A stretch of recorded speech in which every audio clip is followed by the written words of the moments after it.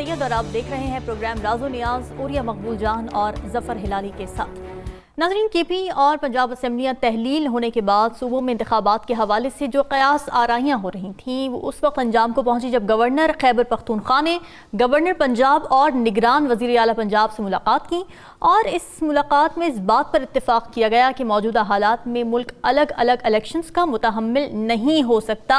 चुनाचा कौमी और सूबाई असम्बलियों के इंतखाबात अगस्त में वफाकी हुकूमत की मुद्दत पूरी होने के बाद कराए जाने चाहिए। तो साथ ही वफाकी इत्तेहाद ने यह ऐलान भी कर दिया है कि पंजाब और केपी के इंतखाबात 90 रोज से आगे ले जाने के लिए नई कानून साजी की ज़रूरत नहीं है। तो इस तरह ये वाज़ेह हो गया है कि हुक्मरान दोनों सूबाई असम्बलियों के इंतखाबात 90 रोज में कराने का कोई इरादा नहीं रखते। कानून में इस बात की कितनी गुंजाइश मौजूद है, इस पर बात करने के लिए हमें ज्वाइन किया है साबिक अटॉर्नी जनरल अनवर मंसूर खान साहब ने। Sir, welcome to the show.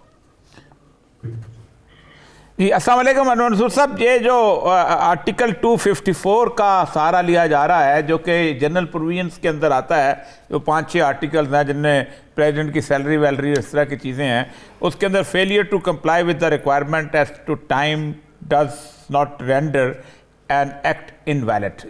ये एक जनरल प्रोविजन सी बनी हुई है। आप मुझे ये बताइएगा कि इसको किस हद तक स्ट्रेच किया जा सकता है और क्या इसकी रिक्वायरमेंट हो सकती हैं इसको जैसे कहते हैं इम्पोज करने के लिए या इसको कॉल फॉर करने के लिए इस एक आर्टिकल। बिस्मिल्लाहिर्रहमानिर्रहीम। और साहब, बहुत बहुत शुक्रिया। ये एक नया जो एंगल ढूंढा है इसके अंदर, ये बड़ा इम्पोर्टेंट है। ये जो 254 है, ये इसको हम आमतौर पे अमृत धारा कहते हैं कि शायद इसका सहारा लिया जा सकता है जहां कोई मजबूरी हो जाए।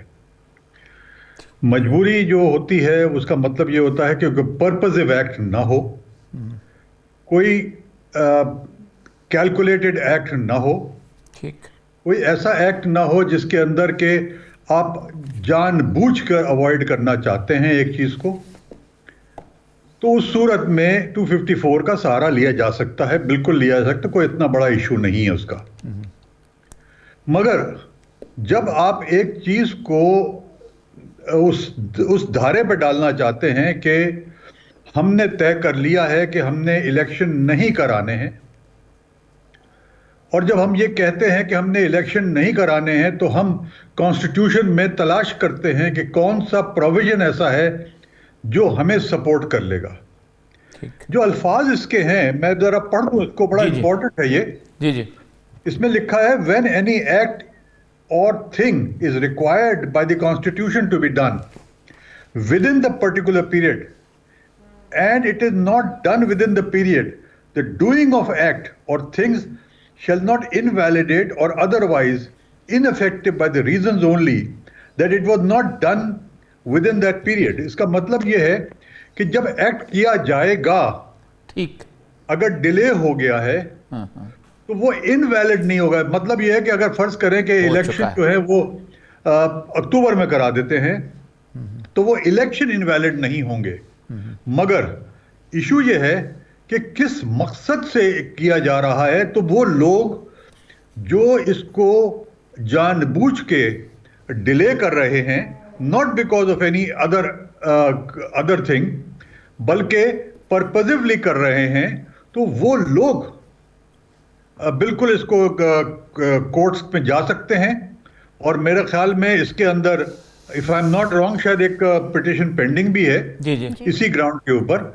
और वो बिल्कुल I am sure and positive कि कोर्ट्स जो हैं वो इसको इस तरह से लेंगी, नॉट ओनली बिकॉज कि अगर उन्होंने सिर्फ जो फैसला उन्होंने दिया है इस ग्राउंड पे दिया है कि अलग अलग इलेक्शन नहीं हो सकते हैं।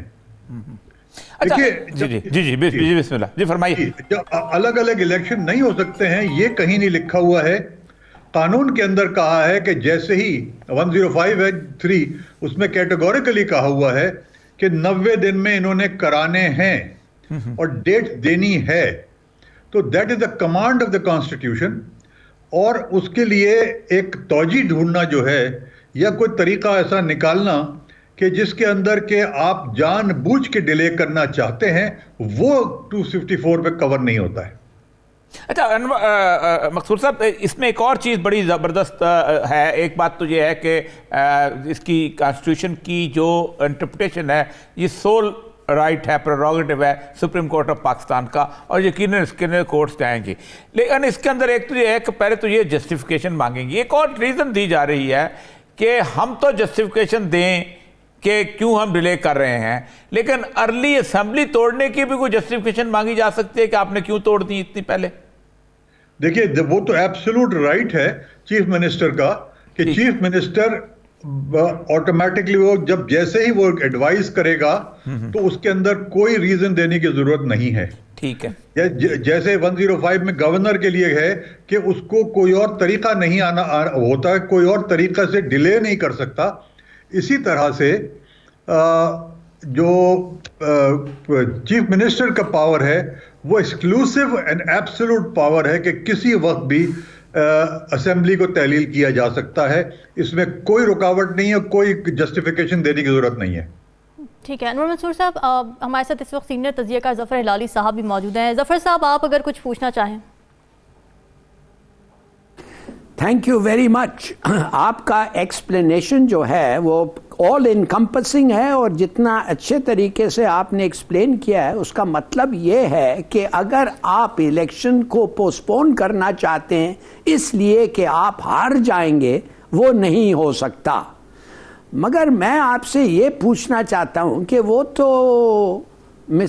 तो ये नहीं कहेंगे अगर करना पड़ा। मुझे पता है कि इस वक्त एक प्लान है जो इमरान खान को डिस्क्वालिफिकेशन का वो जल्द से जल्द हो सकता है, और जैसे वो डिस्क्वालिफिकेशन ऑफ सादिक एंड अमीन आ जाए तो उसके बाद वो फौरन इलेक्शन का एक डेट वो दे देंगे।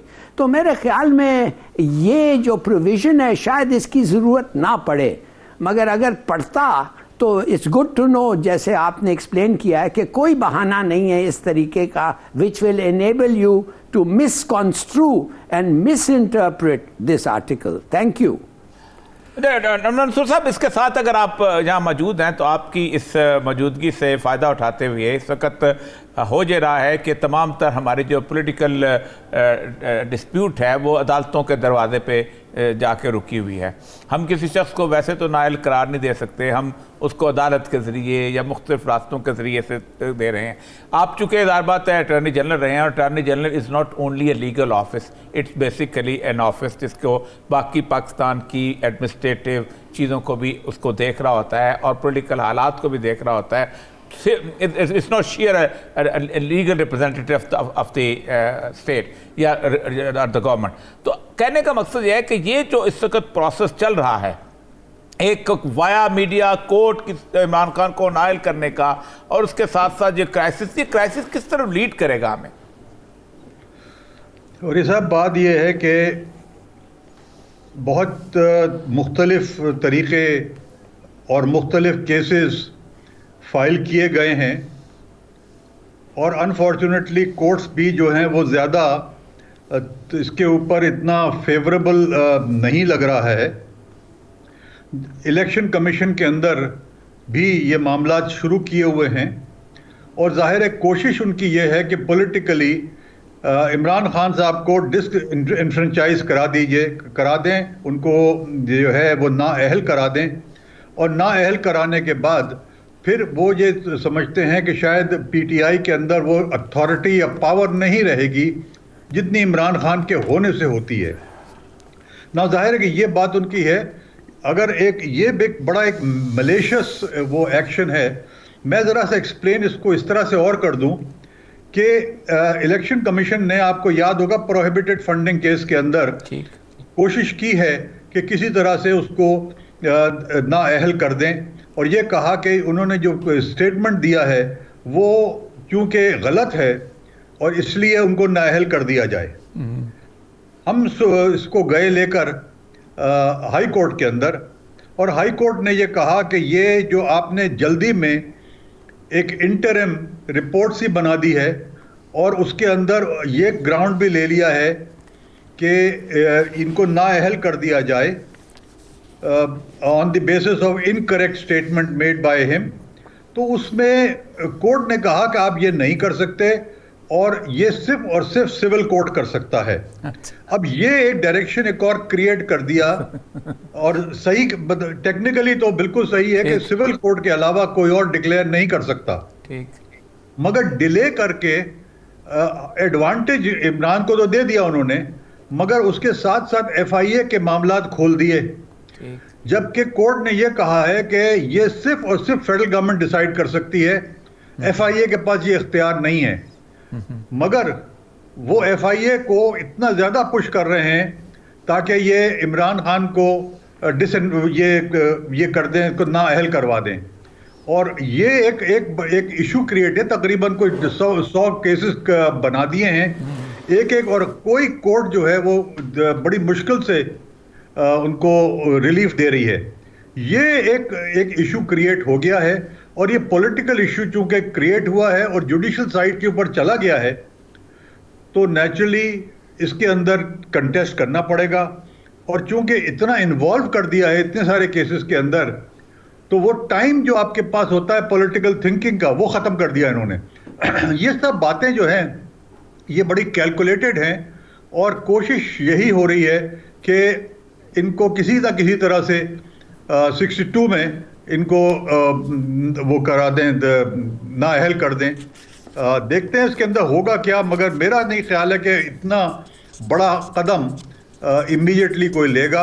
इसके लिए बड़ी मुश्किल होगी इनको, बिकॉज लॉ जो है वो बड़ा क्लियर हो गया इसके अंदर। जी, आखिरी सवाल इसमें अनवर मंसूर साहब ये है कि इस सारे सिनेरियो में एक तो इसकी जुडिशल सूरत हाल है, एक ये है कुछ जुडिशल अपना डिसीजन का पॉलिटिकल इम्पैक्ट जो कि राइट फ्रॉम 200 केस ऑनवर्ड से अब तक चला आ रहा है। यहाँ हमारे दोस्त हैं साकिब निसार साहब, उनका इतनी लंबी एक्सरसाइज जो कि पूरी पब्लिक हुई थी, उसके बावजूद भी जो मीडिया है, जो पब्लिक है, वो उसके अंदर एक जिसे कहते हैं एक ऑब्जेक्टिव इमेज नहीं क्रिएट कर पाई। क्या अब आप समझते हैं कि ये इमरान खान वाली जिस तरह के पॉपुलैरिटी की हाइट पे है इमरान खान, यानी नवाज शरीफ उस पॉपुलैरिटी की हाइट पे नहीं था, उसके बावजूद भी एक ऑब्जेक्टिव इमेज नहीं बन सका, समहाउ पॉलिटिकल इन्फ्लुएंस, क्या आप समझते हैं कि इतना बड़ा तूफान नहीं खड़ा कर सकती ये सारी की सारी, और ये खुद अदलिया के लिए बहुत बड़ा क्वेश्चन मार्क हो जाएगा? आप बिल्कुल सही कह रहे हैं, ये तो एक बड़ा मैसिव इशू बन जाएगा, और इशू मैसिव ही नहीं होगा, ये तो अगर इस किस्म का कुछ होता है तो ये मुल्क में एक इंतशार सा पैदा हो जाएगा, और ये बड़ा नुकसानदेह होगा हमारा इन व्यू जब हमारा फाइनेंशियल क्राइसिस है इसके अंदर और ज़्यादा वो हो जाएगा। और मेरा नहीं ख्याल है कि ऐसा करना चाहिए, मगर अगर ये किया तो कोर्ट्स भी बड़ी बदनाम होंगी इसके अंदर, और इसके अंदर जो है वो जितना जो लोग हैं जिस तरह से बाहर निकलेंगे, मुझे डर ही लगता है कि ऐसा ना हो कि एक नया क्राइसिस पैदा हो जाए इसके अंदर। जी, बहुत बहुत शुक्रिया अनवर मंसूर साहब, बहुत मेहरबानी, आप हमारे साथ थे। जी अच्छा, अनवर साहब बड़ी अच्छी उन्होंने बात की, वो कह रहे हैं कि जो मुकर्ररा वक्त के बाद जो इलेक्शंस होंगे वो इनवैलिड नहीं करार दिए जाएंगे, लेकिन अगर मामला सुप्रीम कोर्ट में चला जाता है तो फिर वैलिड रीज़न देनी पड़ेगी इलेक्शन डिले करवाने की। नाज़रीन, डिस्कशन का सिलसिला जारी है, यहाँ वक्त एक ब्रेक का।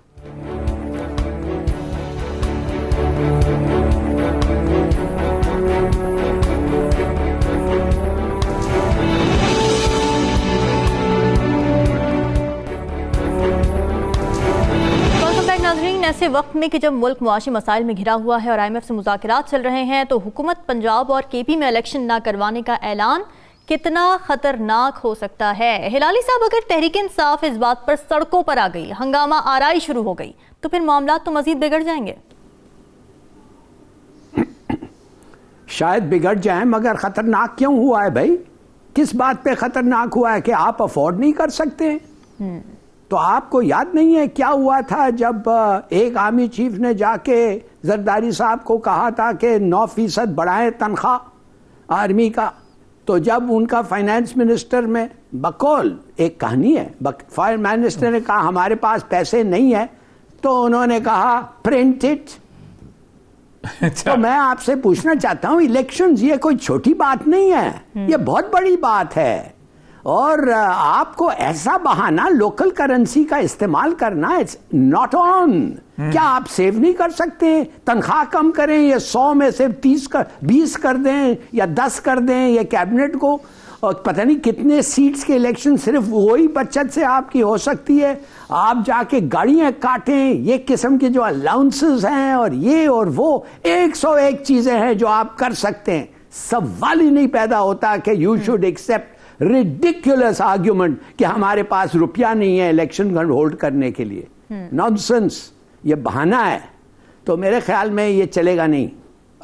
चलेगा नहीं क्या, मैंने इसको एडवांस ही करना इज स्टूपिड।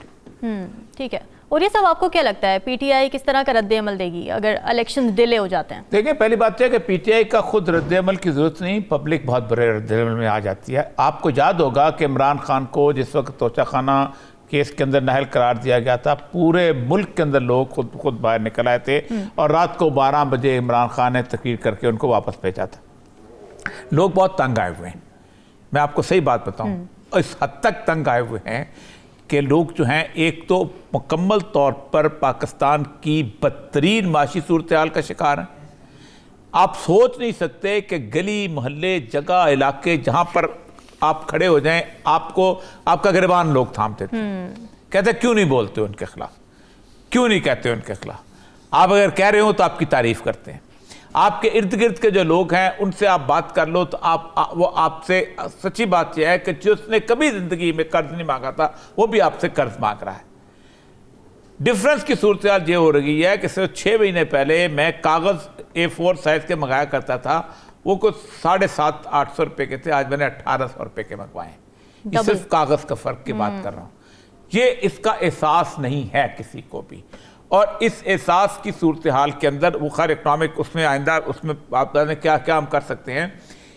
आप अवाम ने एक होप क्रिएट कर लिया एक शख्स के साथ। ये नवाज शरीफ को भी पता है, ये मरियम नवाज को भी पता है, ये असद जरदारी को भी पता है। अगर उनको नहीं पता है तो वो पॉलिटिशियन नहीं है।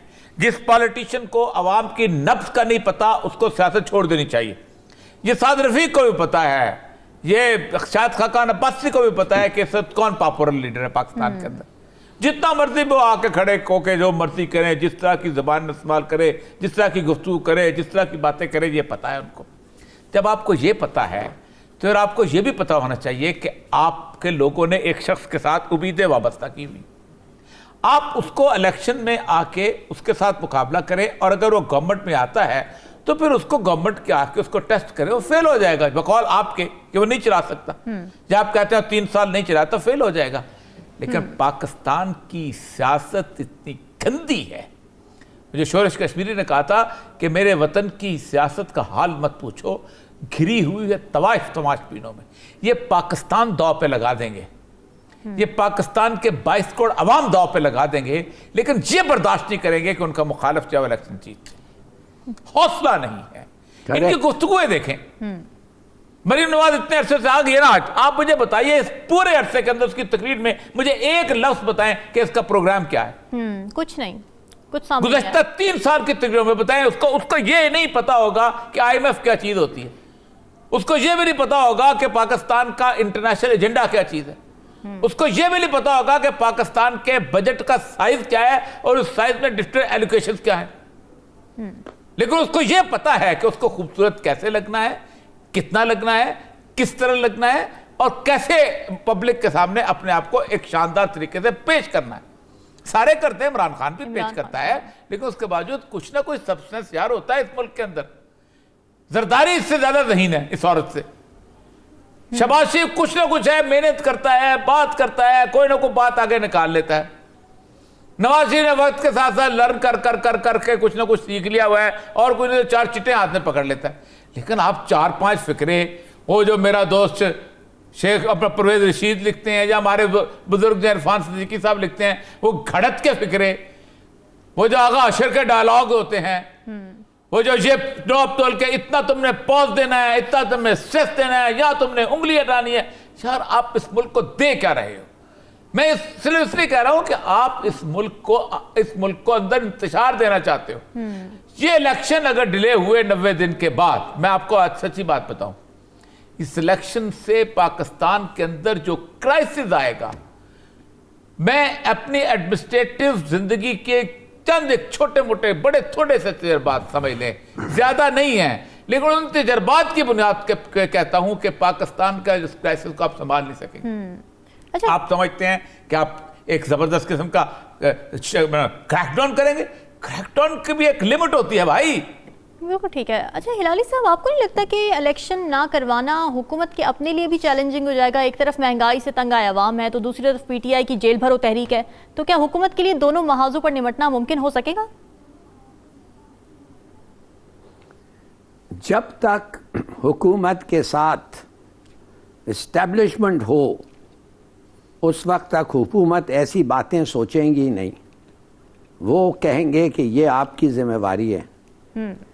जिस वक्त उनको पता चल गया कि वाकई इस्टेब्लिशमेंट न्यूट्रल है और वाकई उनके कहने पे कॉन्स्टिट्यूशन का इन स्पिरिट वायलेशन, उन पे आके कहेंगे अब तुम लॉ एंड ऑर्डर रखो, इसलिए कि हमने कॉन्स्टिट्यूशन को इन स्पिरिट वायलेट किया है, तो वो क्यों करेंगे? बल्कि उनका मशवरा होना चाहिए नॉट ऑन,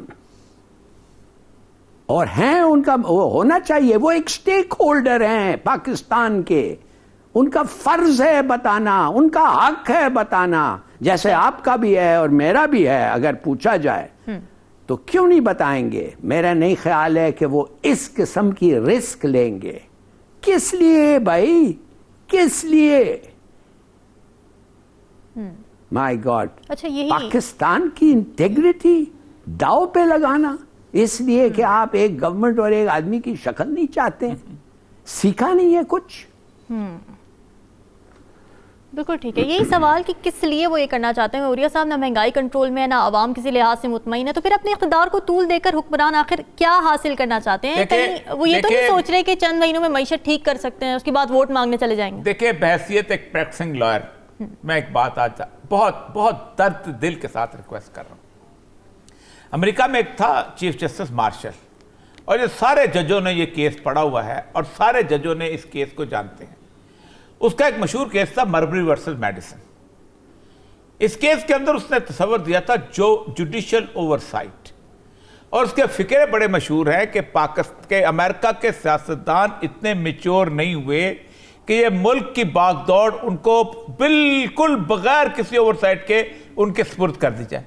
अच्छा। और हम इनको देखेंगे ये क्या करते हैं। आपको हैरानी होगी कि कुछ अटॉर्नी जनरल की पोस्टिंग 400-500 के करीब की गई थी एक 2-3 स्टेट्स के अंदर, और वो पॉलिटिकल थी और वो मेरिट पे नहीं थी, उससे खत्म कर दी। मशहूर केस है वो। और जब तक वो चीफ जस्टिस रहा, उस शख्स ने बाकायदा कहा कि जजिस की यह जिम्मेदारी बनती है इंसाफ के कुर्सी पे बैठ के कि वो इस मुल्क को गलत रास्ते पे ना चलने दें। मैं एक बात बताऊं, पाकिस्तान की सुप्रीम कोर्ट के हर जज की और हाई कोर्ट के हर जज की हम इज्जत करते हैं, लेकिन अगर लोगों को एक दिन अंदाजा होना शुरू हो गया, और जैसे वैसे काफी अरसे से अंदाजा है, आज से नहीं जस्टिस मुनीर से अंदाजा है। जिस दिन आपने एक फिक्रा बोला था ना, उसने लिखा था कि सक्सेसफुल रेवोल्यूशन इज जस्ट ताकतवर इनकलाब जायज होता है। यानी अगर आप ताकत से कब्जा कर ले तो बजाते खुद लॉ बन जाता है। यानी सैयदना इमाम हुसैन जो है वो हक पर नहीं होते, यजीद हक पे हो जाता है, क्योंकि उस पर ताकत है। उस दिन पाकिस्तान के अंदर लोगों का बहुत हद तक एतमाद उठ गया था आपसे ऊपर। फिर आपने जब बाद में मुख्तलिफ किस्म के फैसले किए आसमा जहांगीर केस के अंदर, फिर उसके बाद उसका बाद में जो इफ्तिखार चौधरी वाला जो केस आया जिसमें आपने 3 साल के लिए मुशर्रफ को अमेंडमेंट की इजाजत देती, लोगों का एतमाद उठा हुआ है। खुदा के लिए इस एतमाद को बहाल करें, ठीक है, पब्लिक की नब्ज देखें और उसके मुताबिक फैसला करें, खौफ के दरमियान फैसला ना करें, बिल्कुल सही, मसलियत के दरमियान फैसला ना करें। बिल्कुल ठीक है। हिलाली साहब, असेंबली के इलेक्शन से तो डिले हो ही रहा है, हुकूमत एक तरफ ये मामला तो लटका ही रही है, एक और मामला भी लटक गया है। एपीसी का इजलास जो कि बुलाया जाया था वो अब मौखिर हो रहा है, और वजह बन रही जी टर्की का दौरा। तो क्या देख रहे हैं आप? ना एपीसी बुलाई जा रही है, ना इलेक्शन हो रहे हैं, ना महंगाई कंट्रोल में है, तो कौन से कामों में मसरूफ है हुकूमत? आई मीन आपने ये मेरे ख्याल में ये कंक्लूजन जो आपने ड्रॉ किया है मुनासिब नहीं है। 2 दिन के लिए 7 से 9 तारीख तक पोस्टपोन किया है, और क्या फर्क पड़ता है 2 दिन का अगर उनको पोस्टपोन प्रायोरिटाइज हमने अंदर के मामलात करने ना, इंटरनल मामलात। इस वक्त दहशतगर्दी का इतना बड़ा मसला है। नहीं, अगर 2 दिन के लिए, इसलिए कि जनरल मुशर्रफ का इस वक्त ये था और कुछ लोग उधर जाना चाहते थे और काफ़ी लोग उधर जाना चाहते थे, अगर ये सब है तो इट्स अ प्रैक्टिकल, ये कोई सिग्निफिकेंस मैं ये 2 दिन का नहीं अटैच करता हूँ। सिग्निफिकेंस हम इस चीज़ का अटैच करें कि सॉरी कि ऐसी हरकत आप कर सकते हैं इसलिए कि आप जानते हैं कि इस वक्त अगर इलेक्शंस हो आप हार जाएंगे। ये कोई तरीका है? Just because you will lose so there should be no election? ये किस किस्म का लॉजिक है भाई? कानून को तोड़ो, सब चीज तोड़ो। ये बिल्कुल सही कहा है और यह साहब ने भाई। मैं समझता हूं मुशर्रफ अच्छा आदमी था, मगर कौन कहता है कि हमारे कोर्ट्स को ये हक था कि उसको कहे 3 साल के लिए जो भी तुम करना चाहते हो कॉन्स्टिट्यूशन को तुम्हारे मतलब चलाने के लिए कर लो, और फिर उसी आदमी को ट्रेटर कहो, सजाएं मौत दो।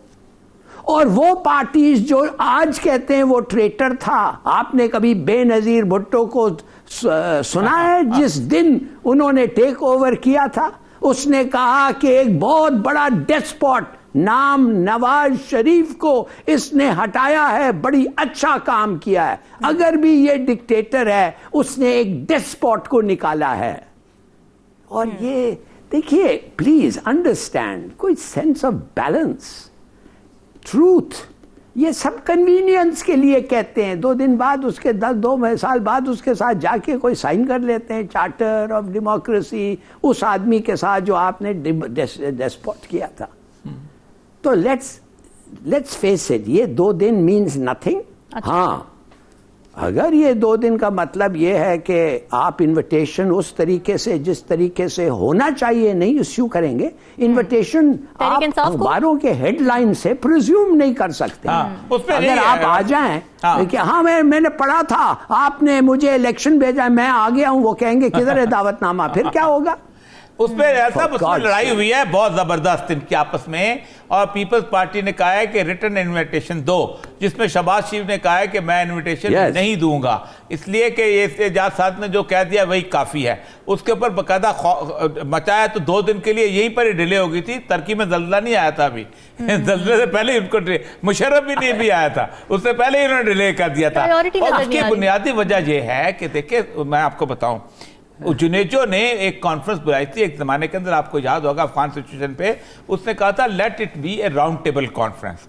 राउंड टेबल कॉन्फ्रेंस में होता ये है कि कोई सदारत नहीं करता। यहाँ तो शहबाज शरीफ साहब को शौक बहुत है ना सदारत करने का।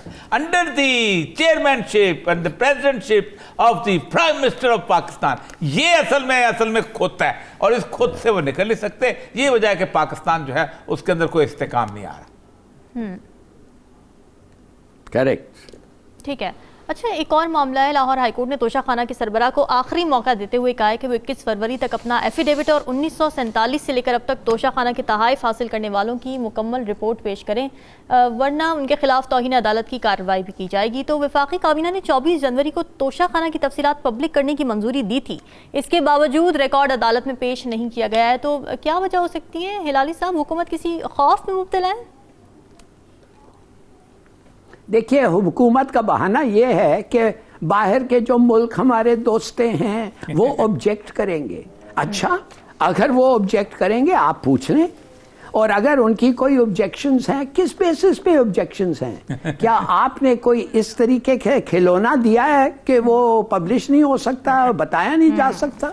व्हाट काइंड ऑफ आप कह रहे हैं ये? बोतल दी है। मैं ये जानना चाहता हूँ।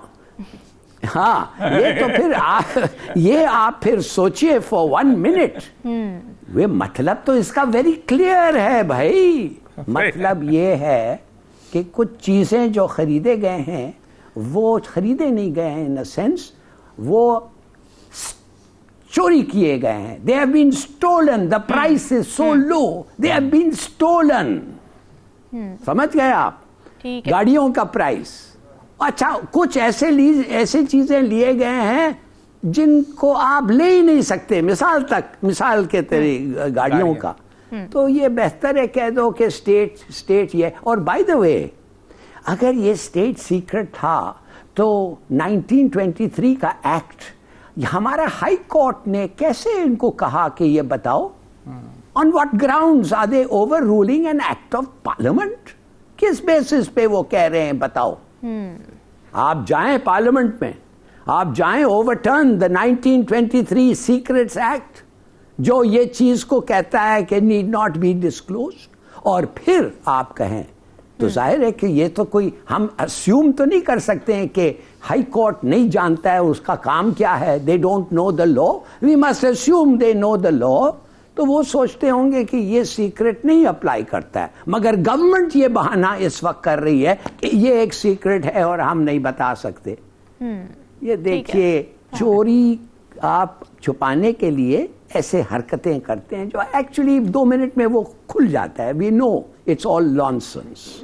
ठीक है। और ये बताना नहीं चाहते, आपको क्या लगता है पूरा कीमत नहीं देना चाहते हैं। बिल्कुल ठीक है। लेकिन 1947 से लेके अब तक, अव्वल तो शुरू में तोशाखाने होते ही बहुत कम थे, और दूसरी बात यह है कि तोशाखाने जो है ना, ये हैं आए हुए हैं 73-74 के बाद। अच्छा। जब गल्फ में पैसा आना शुरू हुआ तो वहाँ उन्होंने पैसे देने, वरना आप इंग्लैंड में, अमेरिका में, बाकी जगहों पे जाएं तो सोवेनियर्स टाइप चीज़ें देते हैं, कुछ ज़्यादा उसकी कीमती चीज़ें नहीं होती। ये शो ऑफ करने का रवाज जो है इन्हीं इलाकों के अंदर है, और यहाँ से वो गाड़ियाँ भी आती हैं, बाकी चीज़ें भी आती हैं। अब उसमें जरदारी साहब ने, नवाज शरीफ साहब ने, ज़फ़रुल्लाह जमाली साहब ने, मुशर्रफ ने, बाकी लोगों ने, सब ने उसके अंदर चीज़ें जो है वो ली हुई हैं।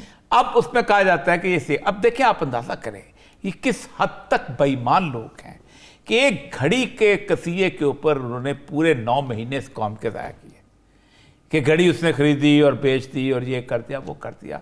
ये इनके पास ज़ाहिर बात है उस इमरान खान के खिलाफ करप्शन का कोई केस मौजूद नहीं था, और इन्होंने खुद बाकायदा, मतलब गाड़ी वो चीज़ है कि जो तोशा खाने से नहीं ली जा सकती, एज पर लॉ नहीं ली जा सकती, और इन्होंने ली हुई है। बुलेट प्रूफ गाड़ियां ली हुई है उन लोगों ने उसमें से, वो बेसिकली गवर्नमेंट को दी जाती है। और तोशा खाने के अंदर क्या, प्राइम मिनिस्टर जो है अगर गवर्नमेंट में रहता है तो उसको इस्तेमाल करेगा, अगला प्राइम मिनिस्टर इस्तेमाल कर लेगा उस गाड़ी को। लेकिन उन्होंने ली हुई है, सरदारी ने भी ली हुई है, नवाज शरीफ ने भी। आप लिस्ट आ जाए, नहीं आती तो आके चैलेंज कर ले मुझे। आप मसला है क्यों नहीं देते हो? क्या उसने कोई इनको कोई कॉन्ट्राबैंड आइटम पकड़ा दिए कि वो आते हैं? क्या उन्होंने नारकोटिक स्मगलिंग की थी उसके अंदर से? क्या किया था उन्होंने को वो नाराज हो जाएंगे? क्या चीज थी उन्होंने दी थी चोरी की? जो क्या उन्होंने अपने घर से चोरी करके वो चीज दी थी जो उन्हें छुपाना है? अजीब व गरीब लोग हैं। और ये सिर्फ हादसा जो है ना, ये किबला नून लीग का है। अच्छा। कि जो इस तरह के मामलात के अंदर हमेशा यही रवैया रखते हैं, और पीपल पार्टी ने भी यही किया इस मामले के। ठीक है हिलाली साहब, इससे पहले हम ये भी देख रहे हैं आपको जी आप फरमाइए। मैं आपको एक मिसाल देना चाहता हूं। मैंने लिया है तोहफा, खरीदा है मैंने, 1,20,000 का तोहफा मुझे 18,000 में मिल गया। मैंने फट करके ले लिया। क्यों? कि जब 1,20,000 का पहला वैल्यूएशन आया, जब मेरा तनख्वाह स्पेशल सेक्रेटरी 18,000 था, मैंने कहा उसे को रख लो। फिर उन्होंने कम किया, कहने लगे ये वो। और मेरा एक बड़ा अच्छा डिप्टी सेक्रेटरी होता था जो वो उनके साथ बड़ा अच्छा उनका ये था, तो वो प्राइस कम करते गए, होलसेल रिटेल कन्वर्जन में करते करते करते 18,000 पे जब आ गया, मैंने भाई से पैसे लिए और दे दिया फौरन। और वो आज तक वो घड़ी मेरी वाइफ पहनी हुई है। अच्छा। मैंने कहने की बात यह है कि जब आप लोग कहते हैं फलाना प्राइस, अगर वो डैमेज नहीं है और आप लोग खुद असेस करके खुद कहते हैं कि डैमेज हुआ है और उसका प्राइस कम करो, तो मैं आई बेनिफिटेड। मगर मेरे दिल में मुझे पता है कि ये it was more expensive than 18,000। मैंने कहा अगर कैबिनेट डिवीजन खुश है, मैं कौन होता हूं कहने नहीं ना। मैंने उनको फोन किया, बात किया, मेरे स्टाफ ने उनसे किया। देखिए ये चीजें जो हैं शायद यू कैन फॉरगेट, हालांकि प्रिंसिपल एक अलग चीज है, मगर जिस किस्म के उन्होंने मिसाल के तौर पे वो आया लिबियन, मुझे गाड़ी की चाबी कहता है there is a car outside. मैंने कहा क्यों? कहने लगा आपने प्राइम मिनिस्टर को कहने पे आपने एक बड़ा अच्छा शिकारगाह हमें अलॉट कर दिया है। उस वक्त मैं शिकारगाह अंडर द प्राइम मिनिस्टर करता था। मैंने कहा तो कहने लगा ये हमारा एक छोटा सा तोहफा है वो लिबिया से। आप, मैंने कहा क्या गाड़ी की चाबी? मैंने कहा किधर है गाड़ी? कहता है बाहर। मैंने कहा ले जाओ उसको फौरन, और किसी को नहीं बात करो और किसी को नहीं कहो कि तुमने ऐसी चीज, even you brought it, who told you to give me a present? कहता है नहीं हमारा रिवाज है। मैंने कहा प्लीज ले जाओ। जब यूएई वाले होते थे तो एक दफे उन्होंने आके मुझे कहने लगे कि आप जब यूएई हमारे दावत पे आए। मैंने कहा नहीं, मैं माफ़ करिए, हम काम बहुत होता है, दावत वावत छुट्टी वुट्टी ऐसी नहीं होती। कहते हैं कि नहीं वापसी पे आप ईरान से जब आएंगे, वो ईरान भी जाना था, तो वापसी पे दुबई पे रुक जाएं। मैंने कहा कि चलो वैसा मेरा प्लेन था। तो उन्होंने कहा 1 बजे। तो मैंने प्राइम मिनिस्टर से परमिशन ली। उसने कहा 1 दिन तक तुम दुबई में अगर कुछ शॉपिंग वॉपिंग करना चाहते हो। मैं जब रुका, मुझे वो ले गए जिधर मैं ठहर रहा था। मैं वादा कर सकता हूँ मैंने इतना बड़ा बेडरूम तो देखा ही नहीं है। वो तो क्रिकेट मैच आप उधर खेल सकते थे, इतना बड़ा था।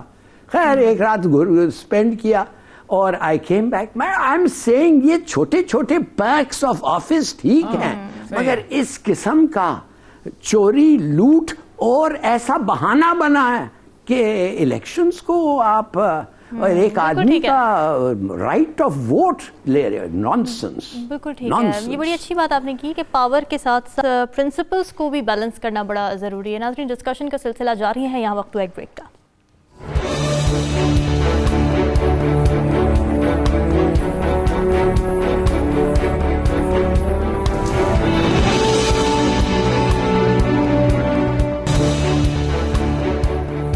वेलकम बैक जी। रिपोर्ट्स ये आ रही हैं कि आईएमएफ और पाकिस्तान के दरमियान टेक्निकल लेवल के मुज़ाकरात मुकम्मल हो गए हैं और अब पॉलिसी लेवल की बातचीत हो रही है। रुपए के मुकाबले में डॉलर को आज़ाद छोड़ दिया गया और पेट्रोलियम मसनूआत के नर्ख भी बढ़ाए गए हैं। तो अब आईएमएफ चाहता है कि हुकूमत एनर्जी सेक्टर में आवाम को दी जाने वाली सब्सिडीज़ ख़त्म करे और जीएसटी में इजाफा भी किया जाए। और ये सब आईएमएफ की शराइत का एक ही मकसद है कि हुकूमत अपने रेवेन्यू में इजाफा करे। डॉलर और पेट्रोलियम के नर्ख बढ़ने के आपको क्या लगता है कि अब तक क्या मुस्बत असरात सामने आए जो बाकी शराइत पूरी करने की ठान ली गई है? देखिए, पाकिस्तान पहली दफ़ा एक ऐसे बोर्ड में आया है कि जब उसको बहुत, जिसे कहते हैं, सख्त किस्म के फैसले करना पड़ेंगे और अगर आपने ना किए तो आप ना इस फाइनेंशियल क्राइसिस से निकल सकेंगे और ना आप आईएमएफ से निकल सकेंगे। पाकिस्तान को सिर्फ 45,000 अरब रुपए चाहिए, बाकी डॉलर्स के साथ बात की बात है। सही।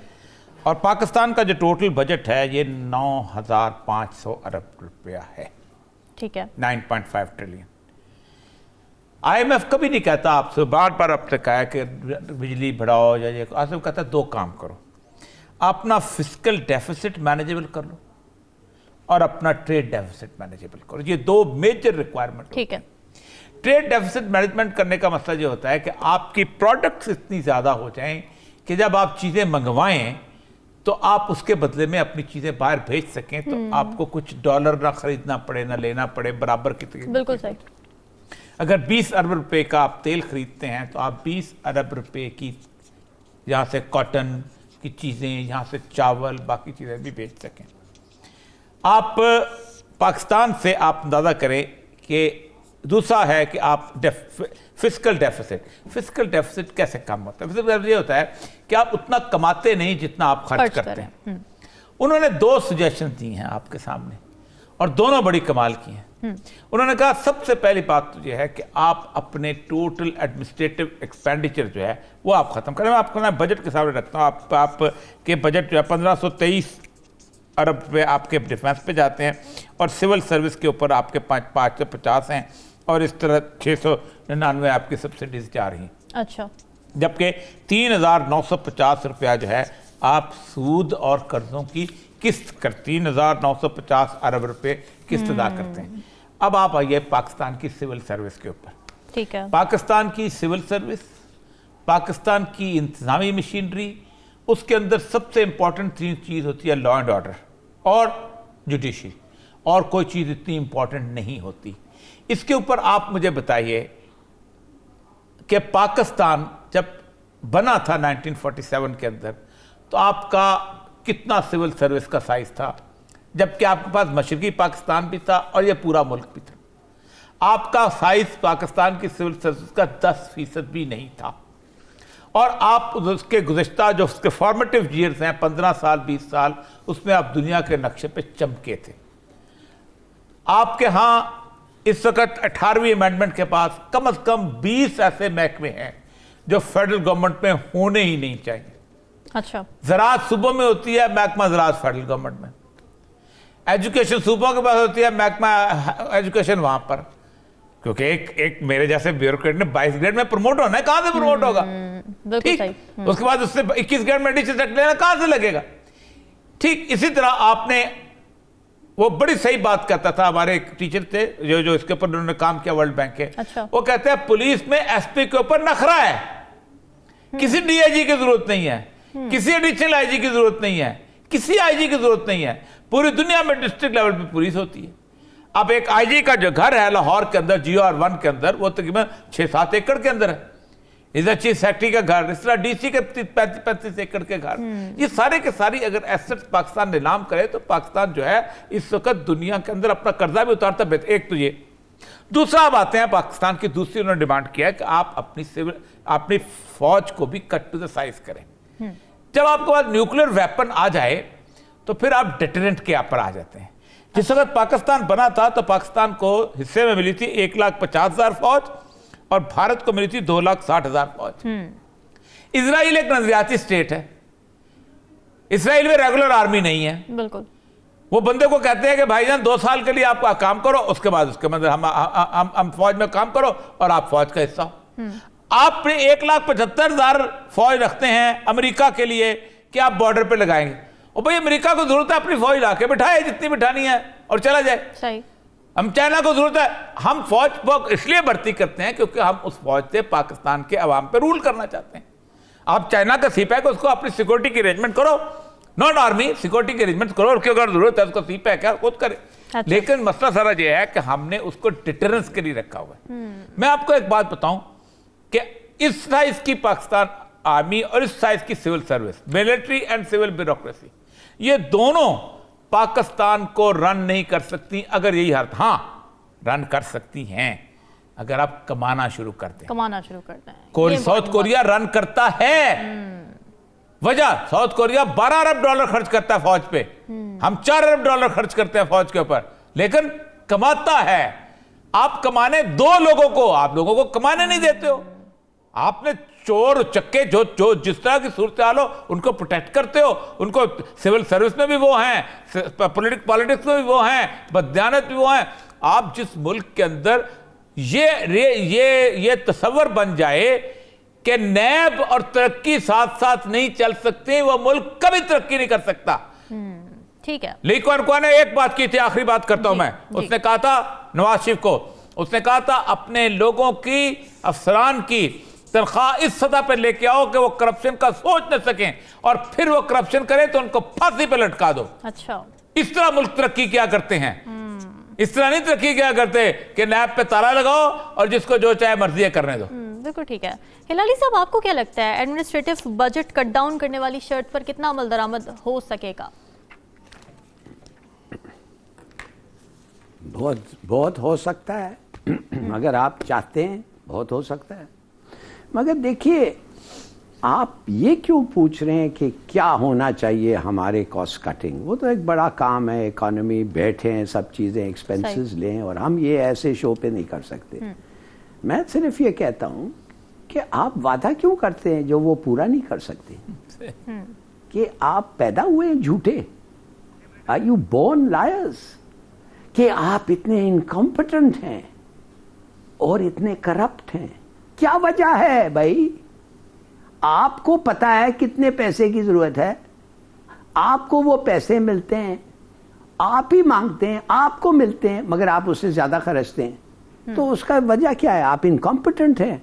आप तो एक बजट, एक हाउस होल्ड बजट में नहीं रन कर सकते हैं, इसलिए कि आप ग्रीडी हैं, आप एक्सट्रावेगेंट हैं, करप्ट हैं, पता नहीं क्या हैं आप। अच्छा, उन्होंने क्या कहा, ये जो आए थे उन्होंने कहा जी सीधी सादी बात है, आपने एग्री किया था एक्स्ट्रा जीएसटी लगाएंगे 800 बिलियन का, आप फ्यूल टैक्स लगाएंगे, वो पेट्रोलियम लेवी, प्लस आप इलेक्ट्रिक चार्जेस 70-80% से बड़ा करेंगे, गैस जो नॉमिनल प्राइस पे मिलता था आप उसको 120% ज़्यादा करेंगे, और आप हमारे कर्ज को प्रिंसिपल एंड इंटरेस्ट आप देंगे। ये इस तरीके से आप उसको फेंटेंगे। हम आपके साथ बैठ के मान लिया, 23 दफे आपने फेल किया है, 23 टाइम्स आपने कहा है सॉरी हम कर नहीं सकते। क्यों नहीं कर सकते? आपका विल नहीं है, आप करप्ट हैं, आप ग्रीडी हैं। तो उन्होंने कहते हैं हम नहीं बताना चाहते आपको आप कैसे करेंगे, मगर अगर आप कहते हैं हम नहीं कर सकते और हमें आप बिठा के पूछते हैं तो माय गॉड क्या ये मुश्किल काम है? एग्रीकल्चरल टैक्स लगाओ, रिच को टैक्स करो, जीएसटी बढ़ाओ, डायरेक्ट टैक्सेशन करो, क्या बात है? देखिए इतना आसान है, इतना आसान है, मैं बताता हूं कितना आसान है। आप देखेंगे कि आपके जो हमसाया में घर है, आप जानते हैं वो घर कैसा बना, कितने पे बना, कितने का बनता है, और आप पता करेंगे कि यार ये तो कस्टम्स का इंस्पेक्टर है। तो आप कहेंगे इसको पूछो तो सही, उसको पूछो, अगर वो ठीक से जवाब दे दिया फाइन, अगर वो जवाब नहीं दिया जैसे ली क्वान यू कह रहा था, जैसे चीनी कहते हैं, तो आप उसको ले जाएं और कहें कि आपने you have caused a loss to the state 14 lakh से ज्यादा, लिहाजा उसका सजा है मौत, मगर हम आपको गोली से जो मारेंगे उसके लिए भी आपसे हम पैसे वसूल करेंगे। आप समझते हैं कि अगर 5 लोगों को ऐसे आप उड़ा दें, टॉप पीपल, आप मुझे बताएं कितने लोग चोरी करेंगे? अभी कानून खत्म कर दिया है। Matter is you don't have it. Hilali साहब, एसेट बियॉन्ड मीन्स तो कानून ही खत्म कर दिया है शहबाज शरीफ साहब ने, बड़े बड़े लोग बाहर निकल गए हैं। There you are। अच्छा दूसरी बात, ये तो इन अदर वर्ड्स उन्होंने एक कानून निकाला है जिधर उन्होंने कहा कि चोरी और करो। अच्छा अब आपको मैं बताता हूं, आपको शायद ये पता ना हो, आईएमएफ हमारे साथ बैठी हुई है, मगर आईएमएफ को थोड़ा सा ये तो बता दें कि यूनाइटेड नेशंस के थ्रू तुम तो अफगानीज खरीद रहे हो, तुमने अफगानीज खरीद रहे हो, भाई अफगानीज से तुम क्या कर रहे हो और इतना क्या जरूरत है तुम्हें? इन अदर वर्ड्स चुपके से तुम अफगानिस्तान को एक किस्म का सब्सिडी दे रहे हो। चलो ठीक है, वो अफगानिस्तान आपका दोस्त है, दुश्मन है, क्या है हमें नहीं पता, और अगर उनका भला होता है तो हमारा भी भला तो कर लें ना, हमारे से भी आप थोड़े रुपये खरीद लें, otherwise explain to us why you are doing it. और उनका नतीजा क्या होता है? जब वो अफगानी खरीदते हैं, अफगानी हमारे से तगड़ा हो गया है, afghani is now more powerful than the rupee. बिल्कुल। और अफगानीज क्या करते हैं? उधर से स्मगल करते हैं डॉलर्स हमारे वहां से, वही डॉलर जो अमेरिका सब्सिडाइज कर रहा है वही अफगानी दे के ये ले रहे।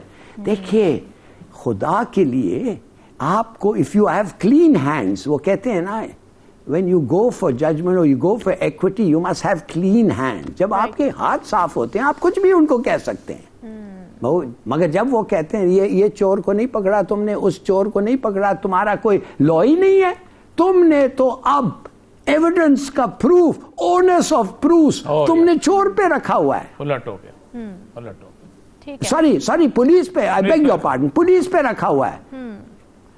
ये एफआईए क्या प्रूफ करेगी? इसलिए अगर इनके पास एक ही टैक्टिक होता मारने के अलावा तो आप पता हो जाता, मगर they have no other tactic. बिल्कुल ठीक है। और ये सब लास्ट मिनट है, जल्दी से ये बता दें कि क्या आईएमएफ की शराइत लोगों को सड़कों पर आने पर मजबूर कर देगी? देखें, पाकिस्तान ने रास्ता वही निकालना है कि आम आदमी पर टैक्स लगाना है। ठीक है। ये कभी भी अशराफिया पे टैक्स नहीं लगाएगी, ये कभी भी एग्रीकल्चर टैक्स नहीं लगाएगी, अच्छा। ये कभी भी प्लाटों पे, जमीनों पे, जायदादों पे टैक्स नहीं लगाएगी। आप देखिए रोज एक बंदा, इतनी बड़ी हेडलाइन लगती है, बरी हो गया एसेट बियॉन्ड मीन्स के लिए। उरिया मकबूल जान जो है वो शानदार सूट पहनता है जो कि 50,000 रुपये का है, 20,000 के जूते पहनता है, 1.5 लाख रुपए का पेन उसने अगर पकड़ा हुआ है तो मुझसे सवाल किया जा सकता है कि भाई ये तुमने कहां से लिया। लेकिन शहबाज शरीफ साहब ने ये कानून खत्म कर दिया है। अब जो सवाल करता है उसे बताना पड़ेगा कि औरिया मकबूल जान ने चोरी से ये बनाया है। ये कौन साबित करेगा? ये तो सारी जिंदगी नहीं साबित किया जा सकता। कोई बात नहीं, खत्म ही हो। ये है जिसकी वजह से सारे का सारा मामला जो है वो खत्म हो गया। बिल्कुल ठीक है। नाज़रीन, डिस्कशन आपने सुनी, कल हाजिर हो हम मौज़ूआत के साथ। हमें दीजिए इजाज़त। अल्लाह हाफ़िज़।